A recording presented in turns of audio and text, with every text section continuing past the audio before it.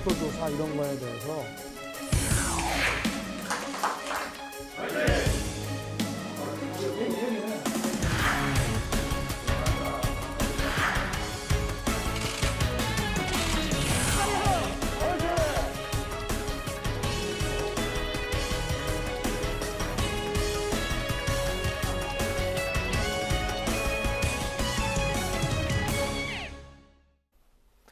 네, 이번 시간은 뉴스엔 파워 인터뷰 코너입니다. 국민의힘이 지난주 윤석열 후보를 대선 후보로 최종 선출하면서 본격적인 대선 준비에 나서고 있는데요. 윤석열 캠프에서 경제본부장을 맡아 경제, 금융 정책을 총괄하셨던 분이죠. 국민의힘 윤창현 의원을 스튜디오에 모시고 관련 이야기 나눠보겠습니다. 의원님 어서 오십시오. 예, 안녕하십니까. 네, 안녕하세요. 바쁘신데 출연해 주셔서 감사합니다. 아유, 별 말씀을. 영광입니다. 예. 의원님께서 이제 금융연구원장 출신이시고 예. 지난 이제 경선에서 윤석열 캠프 경제정책 이제 본부장직을 이제 예, 맡으셨는데요.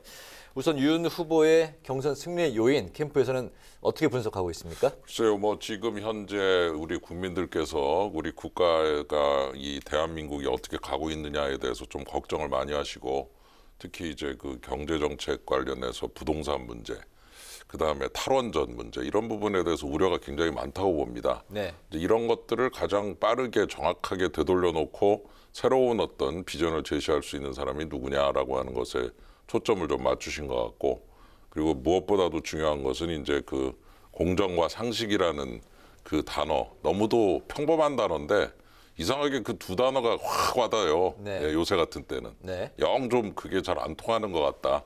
그럼 이제 그런 그 시대적 화두를 누가 좀 실현해낼 거냐, 이런 부분에 대해서 좀 우리 당원들, 특히 국민들의 일부지만은 당원들께서 또 일반인들도 참여를 해주셨습니다만 그분들이 모두 이제 어떤 일치된 의견을 본 것이 아니냐, 그런 의미에서 좀 부패 카르텔 뽑고 또 바로 잡고 국민 통합해라, 네. 그런 의미로 이제 윤석열 후보가 당선된 것이 아니냐, 이런 생각이 듭니다. 알겠습니다. 네, 이렇게 여러 가지를 말씀해 주셨는데 무엇보다 이번 대선에서는 경제가 좀 키워드가 되지 않을까 싶은 생각인데요. 예. 코로나19 장기화 때문에 경기가 또 침체가 됐고 부동산 문제도 있고 큰 어려움을 겪고 있는 상황인데 이 국민의힘 윤석열 대선 후보의 경제 정책 특징도 궁금하고요. 예. 또 민주당 이재명 후보와는 또 차별화가 된 점이 있을까요?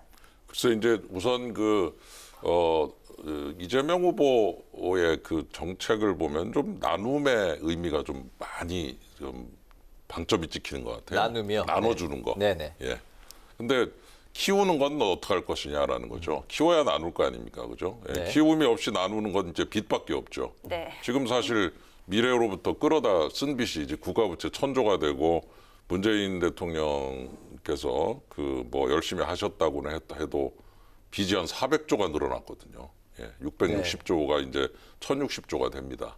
400조가 늘어난 이 상황, 예, 이런 것들이 키움이 없는 나눔이 어떤 그 결과물이라고 볼 수 있죠. 결국 윤석열 후보의 그 경제 정책은 키움과 나눔의 조화, 그리고 거기에 공정과 상식을 통한 세움, 네. 이런 것들이 이제 같이 어우러지는 이제 그런 어떤 철학을 가지고 있다고 볼 수가 있고, 거기에 이제 예를 들어 탈원전 같은 무모한 이런 정책을 바로잡는 부분, 그리고 복지라든가 이런 부분에 대한 또 강화, 그 다음에 또 중요한 것은 역시 자유와 자율의 가치.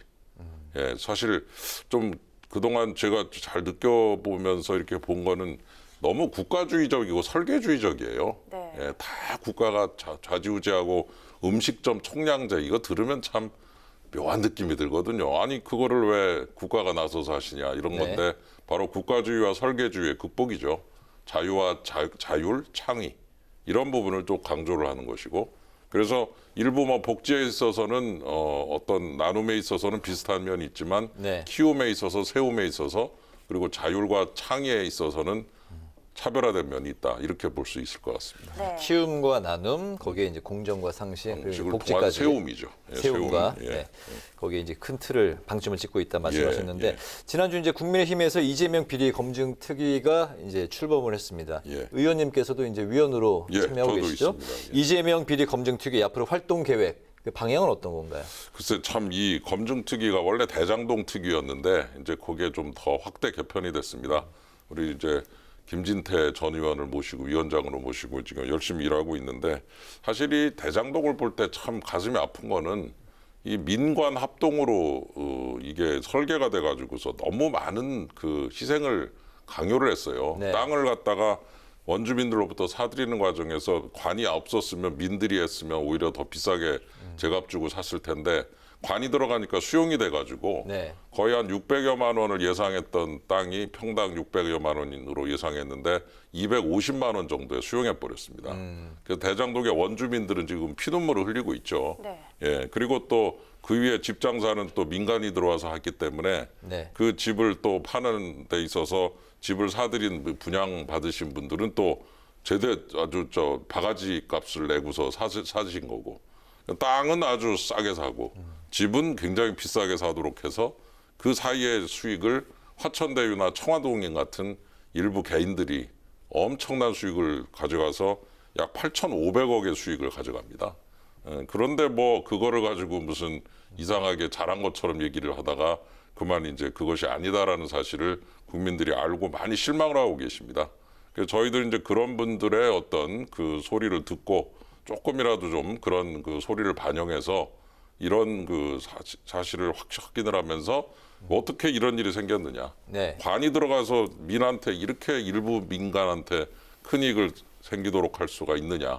이걸 좀 바로잡고 지적하고 조사하고 그렇게 해서 되도록 뭔가 좀 고칠 부분이 있으면 확실하게 고치자. 이런 부분에 초점을 맞추고 있습니다. 네, 네. 네, 특히나 의원님께서는 대장동 진상조사 및 환수법을 발의하시고 또 기자회견까지 하셨는데요.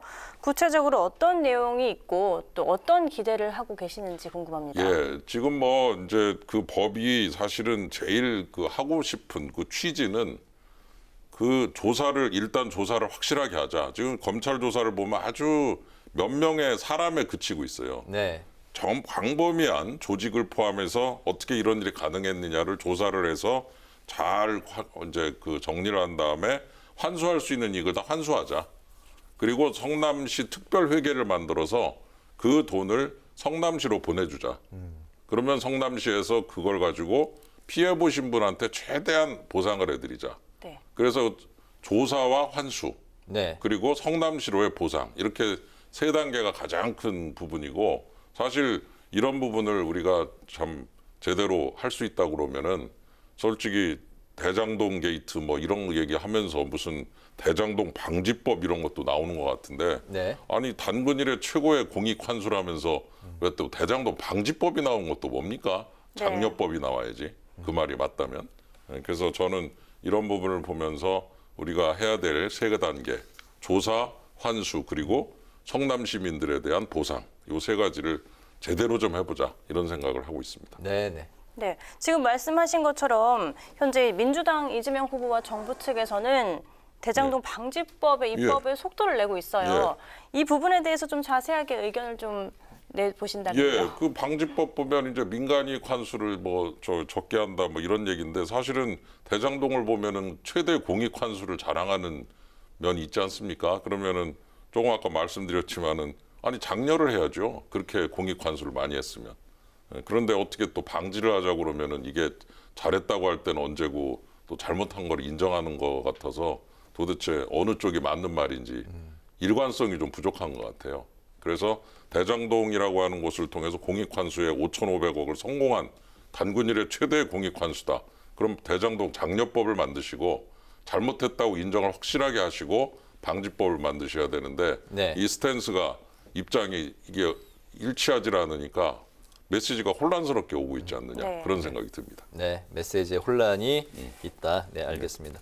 의원님께서는 현재 국민의힘 가상자산 특별위원회 또 위원장직을 이제 맡고 계신데 최근에 가상자산 산업 기본법 제정안을 또 이제 발의하셨잖아요. 네네.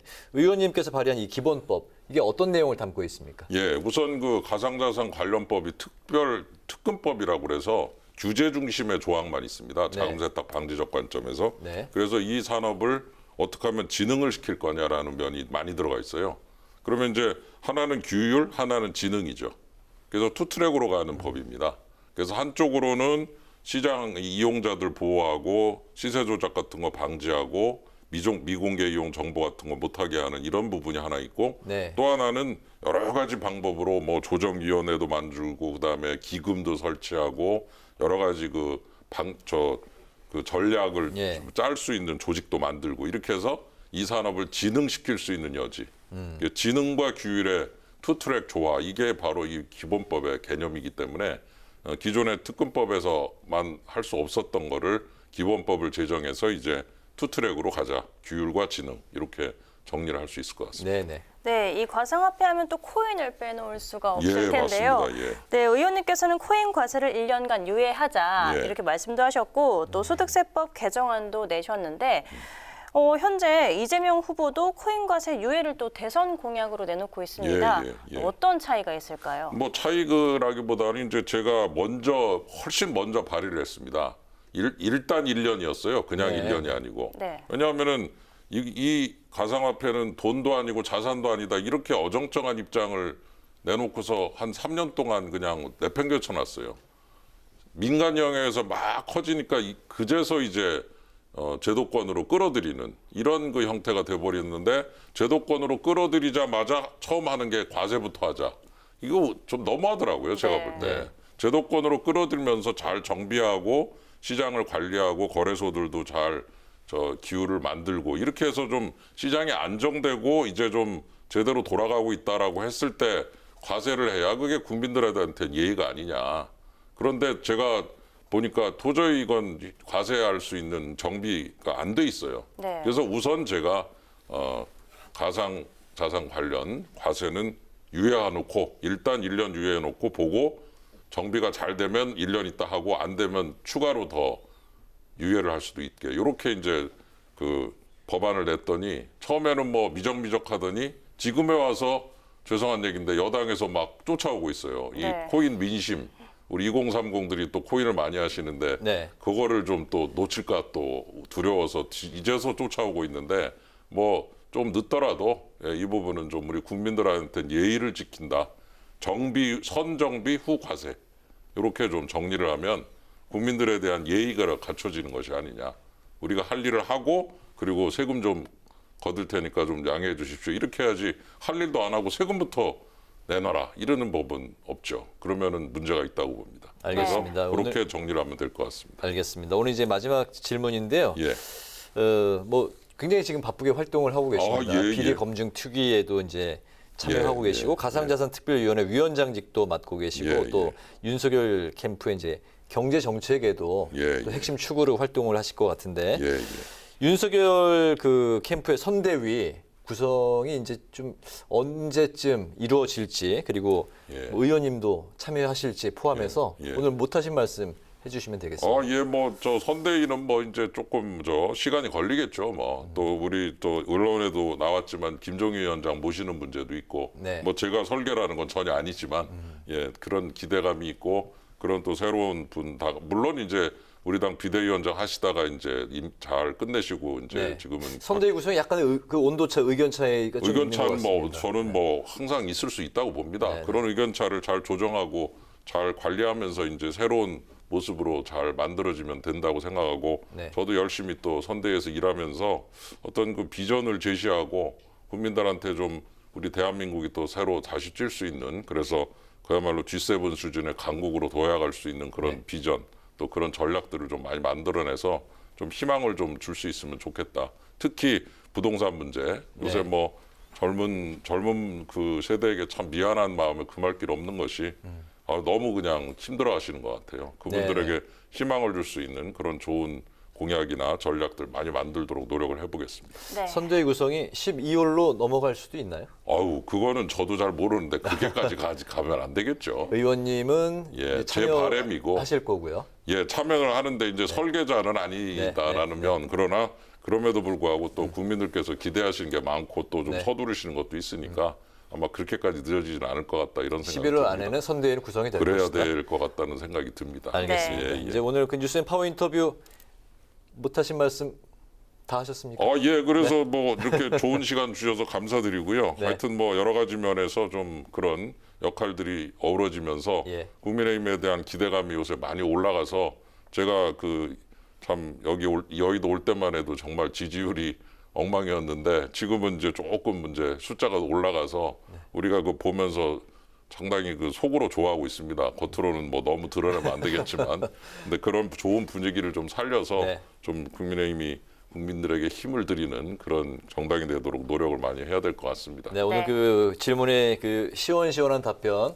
예, 아이고, 감사드리겠습니다. 아이고, 별 오늘 말씀을요. 뉴스인 파워 인터뷰 이제 마칠 때가 됐는데 오늘은 국민의힘 윤석열 후보의 경제 정책 방향 그리고 대장동 관련 이재명 비리 방지법 등 주요 입법 활동을 중심으로 지금까지 국민의힘 윤창현 의원과 함께했습니다. 오늘 말씀 잘 들었습니다. 예, 고맙습니다. 감사합니다.